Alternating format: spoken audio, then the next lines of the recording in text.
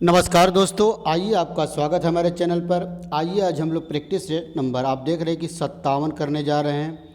और इस practice set का पहला क्वेश्चन देखिए, चक्रवृद्धि ब्याज का बहुत ही बेहतरीन क्वेश्चन दिया है। यदि कोई राशि 4 वर्षों में चक्रवृद्धि ब्याज की दर से 3 गुना हो जाता है तो उसी दर से वह राशि कितने वर्षों में 27 गुना हो जाएगा। तो आप चक्रवृद्धि ब्याज में एक बात याद कर लीजिए, अगर कोई राशि 4 वर्षों में 3 गुना हो रहा है, मतलब 4 साल में अपने आप का अगर 3 गुना हो रहा है तो वह राशि हर 4 साल में अपने आप का 3 गुना हो जाएगा। अगर चक्रवृद्धि ब्याज दिया है कोई राशि, मतलब कितने भी वर्ष में, अगर एक पर्टिकुलर गुना, जैसे इसमें दिया है 3 गुना, अगर 4 साल में ये 3 गुना हो रहा है तो हर 4 साल में पिछले का 3 गुना हो जाएगा। तो अब देखिए, मान लीजिए वो राशि रही होगी 1 रुपया, तो अगर ये 4 साल में 3 गुना, तो 4 साल में 1 का 3 गुना कितना हो जाएगा, 3। फिर अगले 4 साल में इसका 3 गुना होगा, तो 3 का 3 गुना करेंगे, 3 27, 3 तरीके 9, 3 का 3 गुना कितना हो जाएगा भाई, 3 तरीके 9। फिर अगले 4 साल में इसका 3 गुना होगा, तो 9 का 3 गुना कितना हो जाएगा, 27। और यही क्वेश्चन में पूछा था कितने साल में 27 गुना, तो ये 4 साल प्लस 4 साल प्लस 4 साल, कितने साल हो जाएगा भाई, 12 वर्ष। इसका मतलब कि 12 साल में अपने आप का 27 गुना हो जाएगा, मतलब तीसरा ऑप्शन बिल्कुल सही होगा। इस बात को बिल्कुल आप याद कर लीजिए कि चक्रवृद्धि ब्याज की दर से अगर कोई राशि एक फिक्स टाइम इंटरवल में जितने गुना होगा, अगले हर उतने समय में उतने गुना होता चला जाएगा। तो आइए अगला क्वेश्चन देखते हैं दोस्तों, क्वेश्चन नंबर 2। आइए देखिए क्वेश्चन नंबर 2 क्या दिया हुआ है।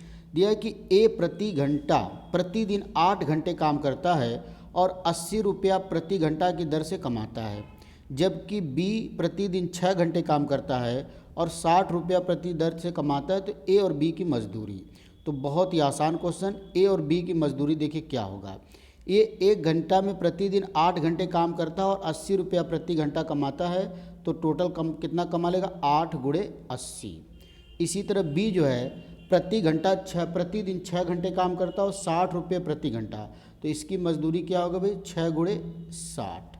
अब रेशियो दोनों का पूछा है, 0 से 0 कटेगा, 2 चौके 8, 2 3 6, फिर ये 2 चौके 8 और 2 3 6, तो ये हो जाएगा 4 चौके 16 और ये 3 तरीके 9। तो इसका मतलब उनकी मजदूरी का अनुपात कितना हो जाएगा दोस्तों, 16:9, मतलब ऑप्शन ए बिल्कुल करेक्ट होगा। आइए तीसरा क्वेश्चन देखा जाए, क्वेश्चन नंबर 3। देखिए त्रिकोणमिति का क्वेश्चन है, बहुत ही बेहतरीन क्वेश्चन है, एग्जाम में पूछा हुआ क्वेश्चन है। एक चीज़ आप जान जाइए, अगर sine square alpha plus sine square beta का मान पूछा, यदि अल्फ़ा प्लस बीटा बराबर 90 डिग्री है तो sine square alpha plus sine square beta का मान होता है 1। अगर अल्फ़ा प्लस बीटा 90 डिग्री होगा तो sine square alpha plus sine square beta क्या होगा, 1। तो यहाँ इसी तरह देखिए, इसको अल्फ़ा और बीटा माना जाए तो 25 और 65 कितना होगा, 90, तो इसका मान हो जाएगा 1। नीचे आप देखिए 24 और 66 कितना होगा, और यही चीज़ कास में भी होगा। इसी तरह cos square alpha plus cos square beta भी 1 होगा, तो यहाँ भी 1 हो जाएगा। तो 1 + 1 का मतलब 1, प्लस साइन स्क्वायर 61 और प्लस, अब देखिए साइन स्क्वायर 61, ये दिया कास 61 और साइन 29, तो कास 61 को कास 61 लिख सकते हैं और साइन 29 को मैं लिख सकता हूँ तो साइन 90 माइनस 61। तो आप जानते हैं कि साइन 90 माइनस थीटा, तो ये 1 हो जाएगा, प्लस साइन स्क्वायर 61 और प्लस ये कास 61 है और साइन 90 माइनस 61 क्या होगा, कास 61 होगा, क्योंकि साइन 90 माइनस थीटा बराबर कास थीटा होता है, तो ये हो जाएगा कास स्क्वायर 61। और आप जानते हैं कि sine square theta plus cos square theta 1 होता है, तो 1 और इसकी वैल्यू 1 हो जाएगी, तो 1 + 1 कितना हो जाएगा दोस्तों, 2 हो जाएगा, मतलब आंसर 2 बिल्कुल करेक्ट होगा। आइए अगला क्वेश्चन देखते हैं, क्वेश्चन नंबर 4। आइए सिंप्लीफिकेशन का बहुत ही अच्छा क्वेश्चन, फिर आपको एक बार मैं बता रहा हूँ कि जब भी सिंप्लीफिकेशन का क्वेश्चन आए तो बाड मास रूल आपको याद होना चाहिए। बी का मतलब ब्रैकेट, ओ का मतलब ऑफ, डी का मतलब डिवीजन, एम का मतलब मल्टीप्लिकेशन मतलब गुणा, ए का मतलब एडिशन मतलब जोड़, और यस का मतलब सब्सट्रैक्शन मतलब घटाव। तो अब इसमें सबसे पहले आपको क्या दिख रहा है, ब्रैकेट सबसे पहले हटाएंगे। तो सॉल्व किया जाए, इसको सॉल्व करते हैं, 9 चौके 36 और 3 39, तो ए तो हो जाएगा 39/4 प्लस ब्रैकेट में 6 दूना 12 1 13 मतलब 13/6 भागे, फिर मजला ब्रैकेट 4 3 12 1 13 तो ये हो जाएगा आपका 13/3 माइनस। अब इस ब्रैकेट को सॉल्व करते हैं, 2 दूना के 4 और 1 5, ये होगा 5/2 प्लस ये 3/4 तो एलसीएम लेंगे तो 4 हो जाएगा, 2 5 10, ये आ जाएगा 13/4 तो यहाँ पर हो जाएगा 13/4, ये ब्रैकेट बंद फिर बड़ा वाला। फिर आइए अगली लाइन देखते हैं, ये तो 39/4 रहेगा और यहाँ पर प्लस अंदर हो जाएगा 13/6 भागे, अब 13/3 माइनस 13 को सॉल्व करेंगे तो एलसीएम होगा 12 और यहाँ पर 3 है, यहाँ पर 4 है तो डिफरेंस 1 आएगा तो ये हो जाएगा 13, ये हो जाएगा। फिर एक लाइन सॉल्व करते हैं, 39/4 प्लस, अब देखिए ये भागा है, जब गुणा में बदलेगा तो 13/6 और जब ये बदलेगा गुणा में तो ये 13/12 की जगह क्या हो जाएगा 12/13, तो 13 से 13 कट गया, 6 दूना के 12 तो ये बच गया 39/4 और प्लस 2, 4 एलसीएम लेंगे तो ये हो जाएगा 39 और 4 दूना के 8, 39 और 4 क्या होगा 47, तो आंसर आ जाएगा 47/4 मतलब तीसरा ऑप्शन बिल्कुल सही आंसर होगा। तो बहुत ही अच्छा क्वेश्चन था सिंप्लीफिकेशन का, तो आंसर आ जाएगा 47/4। आइए दोस्तों अगला क्वेश्चन देखते हैं, क्वेश्चन नंबर 5। देखिए एलजेब्रा का क्वेश्चन, बहुत ही बेहतरीन क्वेश्चन एलजेब्रा का। क्वेश्चन नंबर 5 दिया है कि यदि x + 1/x = 4 है तो x³ + 1/x³ का मान बताइए।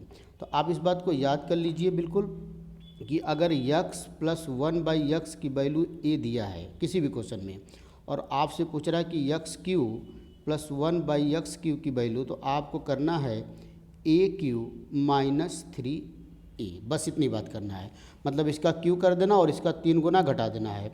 तो यहाँ पर इसकी वैल्यू दिया था 4 दिया था, तो यहाँ पर करेंगे 4 का q - 3 × 4, तो 4 का q हो जाएगा 64 और -12, तो 64 में से 12 घटाएंगे कितना बचेगा दोस्तों 52 बचेगा, तो आंसर आ जाएगा 52।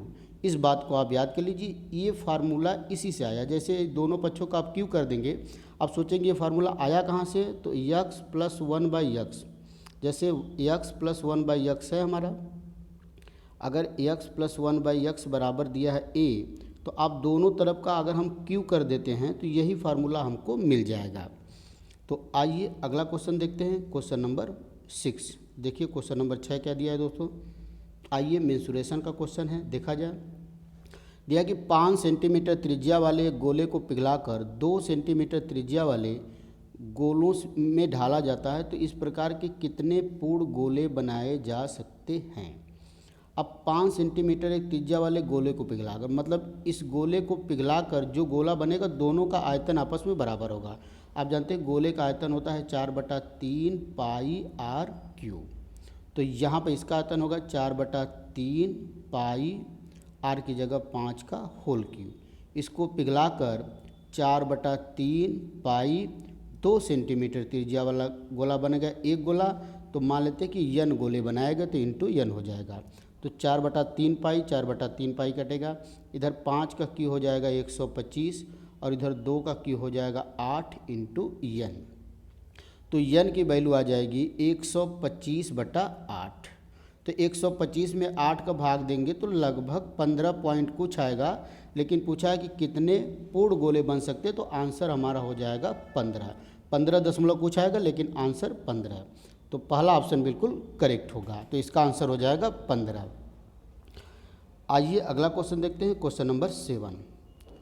आइए क्वेश्चन नंबर 7 अनुपात और समानुपात का क्वेश्चन दिया हुआ है, बहुत ही अच्छा क्वेश्चन दिया हुआ है। देखिए क्या दिया है, दिया है कि 4a = 6b = 5c, ये दिया हुआ है, ये दिया हुआ है 5c। तो हम लोग से फिर से देख लेते हैं इस क्वेश्चन को, फिर से देख लिया जाए क्या दिया हुआ है।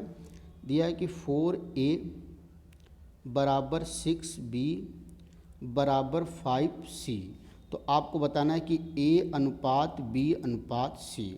तो इस तरह के क्वेश्चन में अगर 4a = 6b = 5c दिया है, तो अब बराबर में कोई ऐसा नंबर मान लीजिए जो 4, 6 और 5 दो तीनों से कट रहा हो, मतलब कि 4, 6 और 5 का एलसीएम, तो कितना हो जाएगा 60। इससे क्या फ़ायदा होगा, जब बराबर में आप 60 कर लेंगे तो अगर 4a बराबर 60 करेंगे, 4a बराबर 60 करेंगे तो a की वैल्यू कितनी आ जाएगी भाई 15, a की वैल्यू आ जाएगी 15। इसी तरह 6b बराबर 60 करेंगे तो b की वैल्यू कितनी आ जाएगी 10। इसी तरह 5c बराबर 60 करेंगे तो c की वैल्यू कितनी आ जाएगी 12, 12 पच्चे 60। तो अब a b c का जो रेशियो निकालना है तो आ जाएगा 15:10:12, 15:10:12, मतलब पहला वाला ऑप्शन बिल्कुल सही आंसर होगा, यही बिल्कुल करेक्ट आंसर होगा। तो आइए अगला क्वेश्चन देखते हैं, क्वेश्चन नंबर 7। आइए दोस्तों क्वेश्चन नंबर 7 देखिए, बहुत अच्छा फिर एक अलजेब्रा का क्वेश्चन दिया है, बहुत ही बेहतरीन क्वेश्चन दिया है कि a³ माइनस b³ बराबर 210 है और a माइनस बी बराबर 5। तो आपको बताना है a प्लस बी का होल स्क्वायर माइनस ab। तो सबसे पहले तो इसको थोड़ा से हम लोग सिंप्लीफाई कर लेते हैं। जैसे दिया है a प्लस बी का होल स्क्वायर माइनस ab, इसका मतलब इसको सिंप्लीफाई करेंगे तो ये हो जाएगा a² plus b² plus 2ab minus ab। तो a आ जाएगा a² प्लस b² और माइनस 2ab में से ab जाएगा तो ab। इसका मतलब एक्चुअली में हमको a वैल्यू निकालना है, a वैल्यू निकालना है। तो अब बात करते हैं इस पर हम लोग, a³ माइनस b³ बराबर दिया है, जो क्वेश्चन में दिया है a³ माइनस b³ बराबर दिया है 210। तो a³ माइनस b³ का फार्मूला होता है a माइनस बी ब्रैकेट में a² plus b² plus ab। इसका फार्मूला होता है, ये आपको याद रखना चाहिए, एल्जेब्रिक आइडेंटिटी होती है। a³ माइनस b³ बराबर क्या होता है a माइनस बी ब्रैकेट में a² plus b² minus ab plus ab। अब a माइनस बी की वैल्यू दिया है 5, तो इसकी वैल्यू 5 रखेंगे तो a बन जाएगा a² plus b² plus ab बराबर 210। तो ये 5 से कटेगा, 5 चौके 10, 5 चौके 10 और 5 दूना के 10, 42। इसका मतलब a² plus b² plus ab की वैल्यू आ गया 42, और यही हम लोग से पूछा हुआ था। तो आंसर कितना होगा 42, मतलब ऑप्शन दूसरा वाला ऑप्शन बिल्कुल सही आंसर होगा। तो 42 आंसर हो जाएगा। आइए अगला क्वेश्चन देखते हैं, क्वेश्चन नंबर 9। ये भी बहुत ही अच्छा क्वेश्चन, एल्जेब्रा का फिर एक क्वेश्चन दिया, cos theta plus sec theta बराबर 2। देखिए इसको हम लोग कास थीटा और सेक थीटा को मैं लिख सकता हूँ 1/कास थीटा बराबर 2 दिया है। तो एक बात आप याद कर लीजिए, अगर x प्लस 1/x बराबर 2 दिया है और x की पावर n प्लस 1/x की पावर n की वैल्यू पूछा है तो इसकी वैल्यू भी होता है 2। यदि x प्लस 1/x बराबर 2 दिया है और x की पावर n प्लस 1/x की वैल्यू पूछेगा तो हमेशा आपका आंसर होना चाहिए 2। तो यही सेम चीज़ है, यहाँ कास थीटा प्लस 1/कास थीटा की वैल्यू 2 दिया है तो पूछ रहा है कास की पावर 117 प्लस सेक का मतलब 1/कास की पावर 117, तो इसका भी आंसर कितना होगा 2 हो जाएगा। इस रिजल्ट को आप याद कर लेंगे, इस पर डायरेक्ट क्वेश्चन आते हैं। तो इसका आंसर 2 होगा, तो ये 2 आंसर हो जाएगा इसका।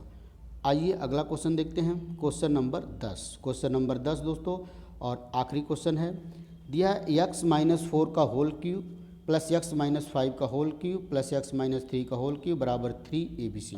तो आपको एक फार्मूला याद होगा कि a³ plus b³ plus c³ minus 3abc बराबर होता है a plus b plus c और ब्रैकेट में a² plus b² plus c² minus ab minus bc minus ca, ये फार्मूला होता है। तो अब ये देखिए, यहाँ a की जगह दिया है x माइनस 4, a की जगह दिया है x माइनस 4 और b की जगह दिया है x माइनस 5 और c की जगह दिया है x माइनस 3। तो अब बराबर में दिया 3abc। तो 3abc कब होता है, जब अगर a प्लस बी प्लस सी बराबर 0 कर दिया जाए तो यही फार्मूला बन जाता है a³ plus b³ plus c³ बराबर 3abc। तो जहाँ भी आपको a³ plus b³ plus c³ बराबर 3abc दिखा तो वहाँ आप तुरंत समझ जाइए कि a प्लस बी प्लस सी बराबर 0 होगा। और यहाँ पर a b c की वैल्यू दिया x माइनस 4, x माइनस 5 और x माइनस 3, इसका मतलब x minus 4 plus x minus 5 plus x minus six बराबर क्या होगा दोस्तों 0।